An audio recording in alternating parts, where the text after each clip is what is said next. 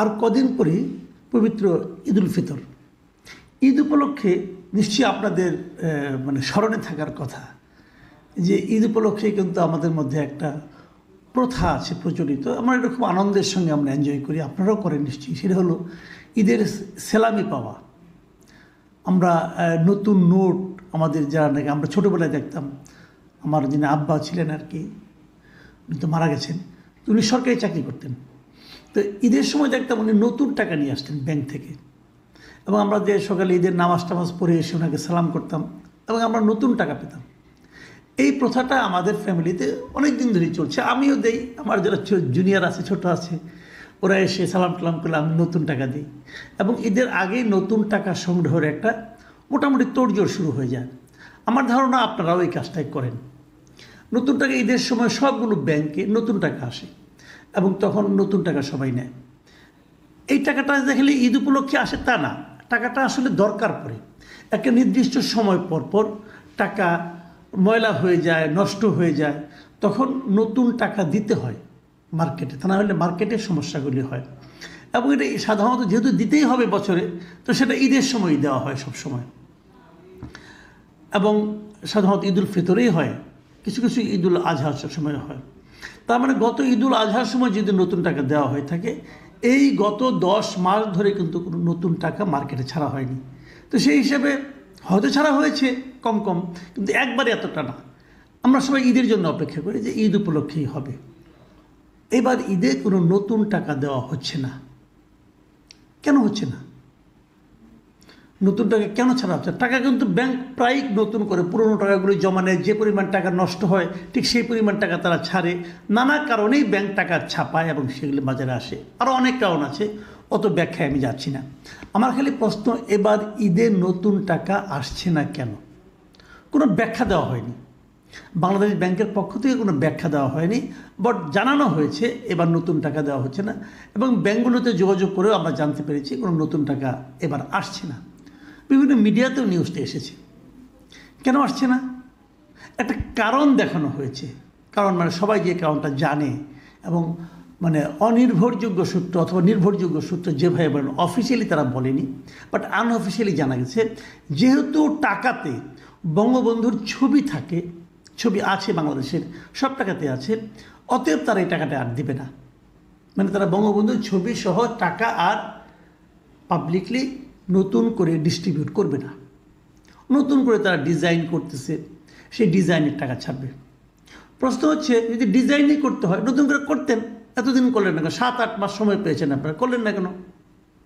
করেননি। এতে মানুষের তো ক্রাইসিসটা বাড়ছে। নতুন টাকা তো নেই, বাজারে যা দেখেন 10 টাকা 20 টাকা নোটের অবস্থা দেখেন কী অবস্থা।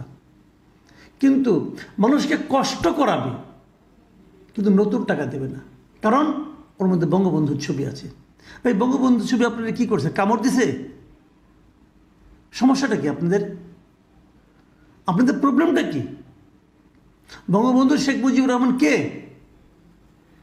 সে কি যেন কোনো লোক? হ্যাঁ, একটা স্বৈরাচারের পতন ঘটেছে।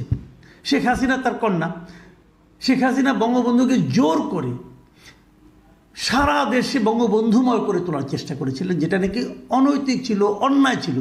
সে অন্যায়ের আপনি প্রতিবাদ করেন, কোনো সমস্যা নাই, কিন্তু বঙ্গবন্ধুর নাম মুছে ফেলতে হবে, এটার কোন ধরনের মানসিকতা? বঙ্গবন্ধু যা করে গেছেন এই দেশের জন্য, ভাই, এই দেশটার স্বাধীনতার মহানায়ক কে বলেন? কে স্বাধীনতার মহানায়ক? আপনারা যাদেরকে পীর মানেন তারা? শুনলাম তাদের কেউ নাকি তাদের নাকি জাতির পিতা ঘোষণা করতে চায়। তারা? এই দেশের স্বাধীনতার মহানায়ক বঙ্গবন্ধু শেখ মুজিবুর রহমান। এটা যদি মানতে না পারেন, এটা যদি আপনাদের কোনো একজন লিডার বলেছিলেন যে বঙ্গবন্ধুকে বিচার করতে হলে ওনাকে বিচার করতে হবে স্বাধীনতার পর উনি কীভাবে দেশ চালিয়েছেন তার উপর ভিত্তি করে। কেন তা করতে হবে? কেন? স্বাধীনতা যুদ্ধের সঙ্গে বঙ্গবন্ধুর যে নামটা জড়িত, এটা হলো স্বাধীনতা পর্যন্ত। ৭১-এর যুদ্ধ পর্যন্ত ওনার কী ভূমিকা ছিল সেটাকে আপনাকে গুরুত্ব দিতে হবে। তারপরে উনি যদি দেশ চালাতে না পারে থাকেন, ভালোভাবে না চালান, তাহলে রাষ্ট্রনায়ক হিসেবে ওনার ব্যর্থতা নিয়ে আপনি আলোচনা করবেন, কিন্তু তাকে আপনি বুঝে ফেলবেন। টাকার মধ্যে তার নোট আছে, অতএব টাকা আপনি ওটা ছাপাবেন না। এখন যে তার টাকা ডেলি ইউজ করেন তখন সমস্যা হয় না? তার টাকা নিজের পকেটে নিয়ে ঘুরেন তখন সমস্যা হয় না? এটা কী ধরনের প্রতিহিংসার মধ্যে পড়লাম আমরা? ভাবুন একটা জিনিস, একটা এক্সাম্পল দিয়ে বলি। আমাদের পার্শ্ববর্তী দেশ ভারত, ভারতের ব্যাংক নোটের মধ্যে মহাত্মা গান্ধীর ছবি আছে। এখন যারা ক্ষমতায় আছে, এটা এখন না, গত 10 বছর ধরে যারা ক্ষমতায় আছে,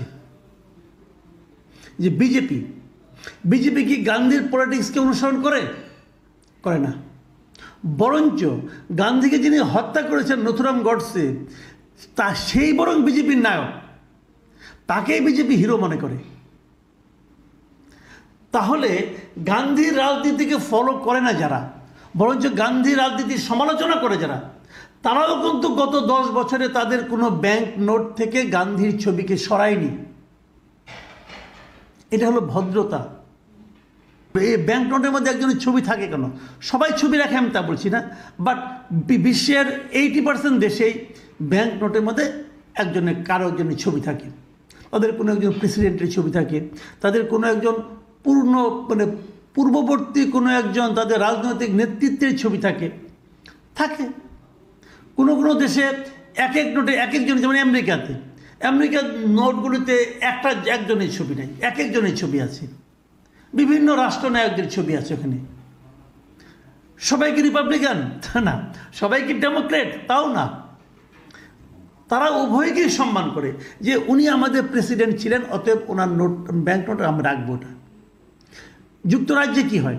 যুক্তরাজ্যে এতদিন রানী এলিজাবেথ, দ্বিতীয় এলিজাবেথের ছবি ছিল, উনি মারা গেছেন। মারা যাওয়ার পর এখন ওনার পুত্রের ছবি আসতেছে। আপনি সিঙ্গাপুরের ব্যাংক নোট দেখেন, সিঙ্গাপুরের যে ডলার, সেখানে যে ভদ্রলোকের ছবি আছে, ওই ভদ্রলোক তো মুসলমান, একসময় সাংবাদিক ছিল, তারপরে সিঙ্গাপুরে একসময় প্রেসিডেন্ট ছিল অনেক আগে, এবং উনি যে দলের প্রেসিডেন্ট ছিলেন সেই দল তো এখন ক্ষমতাও নাই, অন্য দল ক্ষমতা আছে।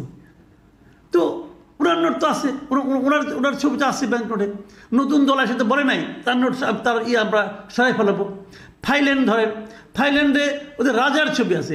থাইল্যান্ড তো রাজতন্ত্রও না, নিয়মতান্ত্রিক রাজতন্ত্র, ওই রাজারে কেউ অনেকে চেনেও না, তার ছবিটা আছে।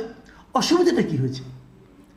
নোটের মধ্যে ছবি থাকে এই কারণে যে নোটের মধ্যে ছবি থাকে, অনেক কিছু থাকে, বিভিন্ন এলাকার দৃশ্যাবলী থাকে। কারণ তারা বলতে চায় যে এই নোটটার মাধ্যমে এই দেশটার ঐতিহ্য, ইতিহাস সবগুলোকে চেনা যাচ্ছে, কালচার সেই নোটের মাধ্যমে ফুটিয়ে তোলা হয়। ওটা দেখে বোঝা যায় এই দেশটা কিভাবে আসছে আর কিভাবে এলো। আপনি বলেন তো ভাই, আপনি যদি বঙ্গবন্ধু শেখ মুজিবুর রহমানকে একদম ইরেজ করে দেন, একদম মুছে ফেলেন, তাহলে বাংলাদেশের ইতিহাস কেউ বুঝতে পারবে? তাহলে কার ছবি রাখবেন? ইউনূস সাহেবের ছবি রাখলে বাংলাদেশের ইমেজ বুঝতে পারবে কেউ? নাকি ওনার সঙ্গে যারা সিপাহসালার আছেন তাদের ছবি রাখলে বুঝতে পারবে? এটা কি হয়? 5 বছর পর ক্ষমতা পরিবর্তন আসবে, নতুন লোক আসবে, সেখানে কি প্রতি 5 বছর পর আপনি ছবি চেঞ্জ করবেন? এবং বঙ্গবন্ধুর ছবি আছে, অতএব নোটই ছাপবো না। মানে সংকীর্ণতা, মানে কোন পর্যায়ে এর উন্নতি হয়েছে যারা এরকম করতে পারে? আমি বুঝি না। অর্থমন্ত্রী সালেউদ্দিন সাহেব কি এটা কি নিজের বুদ্ধিতে করেছেন, নাকি কারো চাপে পড়ে করেছেন আমি জানি না, নাকি বাংলাদেশ ব্যাংকের যে গভর্নর আছেন ওনার কাজ এটা, আমি বুঝতে পারি না। তবে যারই কাজ হোক, আমি মনে করি এতটা সংকীর্ণতা প্রদর্শন না করলেও হতো। দেশের মাটিতে এই সমস্ত অপকর্মের মাধ্যমে বিদেশিদের কাছে আমাদের যে সংকীর্ণতা, সাংস্কৃতিক সংকীর্ণতা, এগুলো কিন্তু প্রকাশিত হয়ে যায়। আপনি বিভিন্ন নোট দেখেন, এইটা একটা প্রবণতা আগেও দেখেছিলাম আমি। আগের বার যখন বিএনপি ক্ষমতা এসেছিল 2001 সালের সময়, ওই সময় তারা দেখেন আপনি বঙ্গবন্ধুর ছবি বাদ দিয়ে ওখানে একটা জাতীয় স্মৃতিসৌধের একটা নকশার মতো এঁকেছিল। এত নিম্নমানের নকশা যে দেখাই যায় না।